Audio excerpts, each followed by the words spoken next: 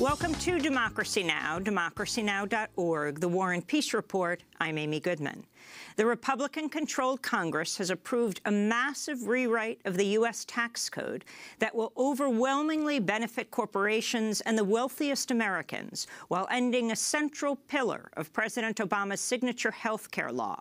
The tax bill cleared the Senate early Wednesday. Then House lawmakers approved it 224 to 201. This is President Trump. These are the people right behind me. They've worked so long, so hard. It's been an amazing experience, I have to tell you. Hasn't been done in 34 years, but actually really hasn't been done because we broke every record. It's the largest, I always say the most massive, but it's the largest tax cut in the history of our country. And reform, but tax cut. Really something special. President Trump reportedly may sign the tax bill at his ritzy private Florida resort, Mar-a-Lago. Experts estimate Trump himself will personally benefit from a tax cut of up to $15 million a year.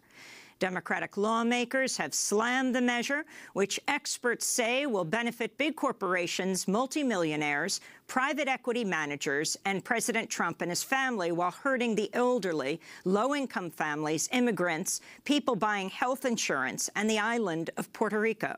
This is Senate Minority Leader Chuck Schumer of New York.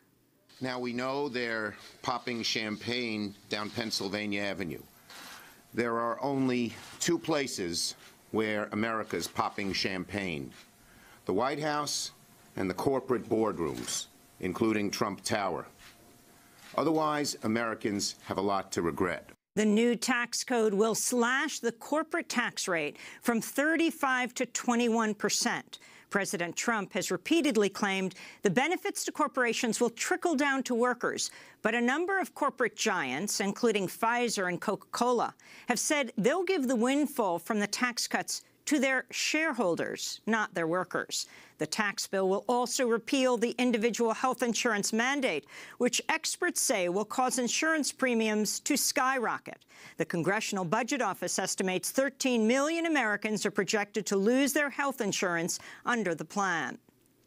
Hundreds of Dreamers flooded Capitol Hill Wednesday as Congress negotiates a stopgap spending measure that will not include a version of the DREAM Act, which would grant legal status to recipients of the Deferred Action for Childhood Arrivals, or DACA program.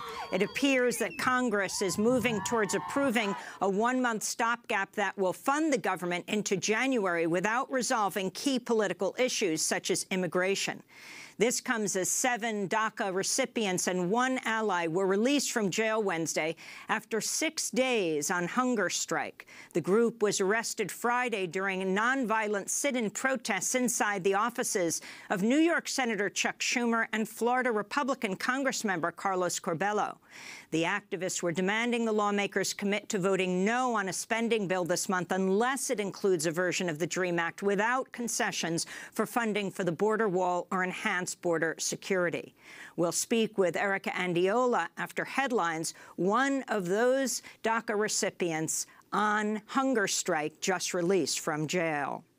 The top Democrat on the Senate Intelligence Committee, Mark Warner of Virginia, took to the Senate floor Wednesday to warn the Trump administration against firing special counsel Robert Mueller, who's leading the investigation into whether the Trump campaign colluded with Russia during the 2016 presidential election. Firing Mr. Mueller or any other of the top brass involved in this investigation would not only call into question this administration's commitment to the truth, but also to our most basic concept, rule of law. It also has the potential to provoke a constitutional crisis. In the United States of America, no one is above the law, not even the president. Senator Warner's comments come as a number of Republicans are criticizing the Mueller investigation. Senator Warner says he's concerned the Trump administration might fire Mueller during Congress's Christmas recess. The White House said Wednesday is not planning, to fire Mueller. At the United Nations General Assembly, the vast majority of countries are slated to vote today on a resolution that opposes President Trump's decision to recognize Jerusalem as Israel's capital, as Trump has launched a furious lobbying campaign against the vote, even threatening to cut off U.S. funding to countries that vote against his decision. I like the message that Nikki sent yesterday at the United Nations. For all of these nations that take our money and then they vote against us at the Security Council, or they vote against us potentially at the Assembly. They take hundreds of millions of dollars and even billions of dollars, and then they vote against us. Well, we're watching those votes. Let them vote against us. We'll save a lot. We don't care. President Trump sparked international condemnation when he announced earlier this month the U.S. would recognize Jerusalem as Israel's capital and move the U.S. embassy there. Control of Jerusalem is one of the most contested issues. Palestinians see East Jerusalem as the capital of their future state. Sustained protests continue in the Israel-occupied Palestinian territories despite a brutal Israeli military crackdown. On Wednesday, dozens of Palestinian protesters were wounded after Israeli soldiers opened fire with live ammunition and tear gas against thousands of protesters. This is Hamas official Ismail Radwan. We call on our Arabic and Muslim nations to surround the Israeli and American embassies in the Arab countries, then drive the American and Israeli ambassadors out of the Arab countries. We are continuing our way of resistance, using all kinds of resistance to break this decision. President Trump has reportedly raised the issue of the ongoing war and humanitarian crisis in Yemen on a phone call with British Prime Minister Theresa May. The U.S.-backed Saudi-led bombing campaign and blockade in Yemen has killed more than 10,000 people and sparked a cholera epidemic and near famine. The United Nations Special Rapporteur for Freedom of Speech says he's concerned the Federal Communications Commission's decision to repeal landmark net neutrality laws last week could impact the freedom of information worldwide. This is David Kaye. If the American system somehow restricts the ability of information to get out in the U.S., that will obviously also have an impact on the availability of information to the rest of the world about information in the U.S., perhaps about academic and scientific information, health information. In Honduras, a brutal military crackdown against protesters supporting the opposition party continues, with multiple people killed and dozens more wounded in recent days amidst the ongoing political crisis. On Wednesday, the United States signaled its support for the incumbent U.S.-backed President Juan Orlando Hernandez, who was declared the winner of the November 26 election late Sunday night by the government-controlled election board. The opposition party, the Alliance Against the Dictatorship, as well as the Organization of American States, have called for new elections amidst reports of widespread fraud and vote rigging. A senior State Department official said the U.S. has no credible evidence to dispute Hernandez's victory. But across Honduras, protests continue against what many are calling an electoral coup. There are reports the military has assassinated and beaten protesters, including attacking protesters in the hospital, shooting tear gas into people's homes, including where there are children and pregnant women, and launching a violent crackdown against Afro-Indigenous Garifuna protesters. In Colombia, the United Nations says more than 100 human rights activists and community leaders have been murdered this year. The United Nations says most of the activists killed were Afro-Colombian and indigenous, and that the most dangerous regions are places where the FARC has withdrawn from power following a peace deal reached last year. Community groups say land defenders are especially targeted for assassination. In Mexico, journalist Gumaro Perez Aguinaldo has been assassinated in the southern state of Veracruz, becoming at least the 12th journalist to be killed in Mexico this year. He was attending a Christmas pageant at his son's school in the city of Acayucan when armed men burst into the classroom and murdered him in front of a room filled with schoolchildren. Perez covered police for multiple outlets, including the news site he founded, La Voz del Sur, or The Voice of the South. He's at least the third journalist murdered in the city of Acayucan in Veracruz in recent months. This comes as, in Texas, an award-winning Mexican journalist is fighting against deportation back to Mexico. He's currently in immigration detention, saying he fears for his life if he is deported. We'll go to an exclusive jailhouse interview with him later in the broadcast. And the European Union is threatening to strip Poland of its voting rights in Brussels as the right-wing Polish government overhauls the judiciary despite deep public opposition.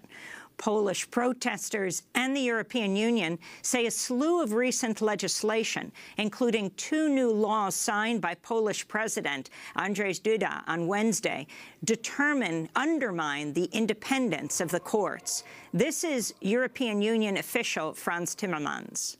Sadly, our concerns have deepened. Within a period of 2 years, a significant number of laws have been adopted, 13 in total, which put at serious risk the independence of the judiciary and the separation of powers in Poland. The Trump administration has approved an export license that will allow Ukraine to buy weapons and firearms from U.S. arms manufacturers. The approval represents a lifting of the Obama-era de facto restrictions on arms exports to Ukraine, although there was never a formal ban. The move comes amidst an ongoing conflict between Ukraine and Russia in which 10,000 people have been killed since 2014. In Peru, a political crisis is escalating as the Congress is slated to vote today on whether to impeach President Pedro Pablo Kuczynski. He faces charges of having attempted to conceal his business ties to the Brazilian construction firm Odebrecht, which is at the center of a massive corruption scandal that's spread across Latin America. Back in the United States and Virginia, judges have now declared the race for a pivotal Virginia House of Delegates seat tied, only 1 day after a recount showed that the Democrat Shelley Simons won by 1 vote. The judges now say Simons is exactly tied with her challenger, Republican incumbent David Yancey. In the balance hangs control of the Virginia House of Delegates. Under Virginia law, the tie will now be broken by lot, effectively, though not exactly, a coin flip. Olympic gold medalist Michaela Maroney has sued USA Gymnastics, saying officials paid her to keep silent about sexual abuse by team doctor Larry Nassar. The Wall Street Journal reports USA Gymnastics paid Maroney $1.25 million to sign a non-disclosure agreement. Her lawyer says the gold medalist signed the non-disclosure because she needed the money for life-saving psychological treatment as a result of the trauma from her doctor's sexual abuse. Dozens of female athletes, including members of the U.S. Olympics gymnastics team, have accused Nassar of penetrating their vaginas with his fingers and covering up the abuse by pretending it was part of a medical treatment. And the Swedish parliament is slated to approve legislation today that would change its rape laws in order to place the burden of proof onto the accused attacker, not on the alleged victim. Under the new sexual consent legislation, people will have to receive affirmative verbal or physical action demonstrating consent before initiating sexual contact. In explaining the legislation, the Swedish Prime Minister said, quote, "It should be obvious. Sex should be voluntary. If it is not voluntary, then it is illegal. If you are unsure, then refrain," unquote. And those are some of the headlines. This is Democracy Now!, democracynow.org, The War and Peace Report. I'm Amy Goodman. And I'm Nermeen Sheikh. Welcome to our listeners and viewers around the country and around the world.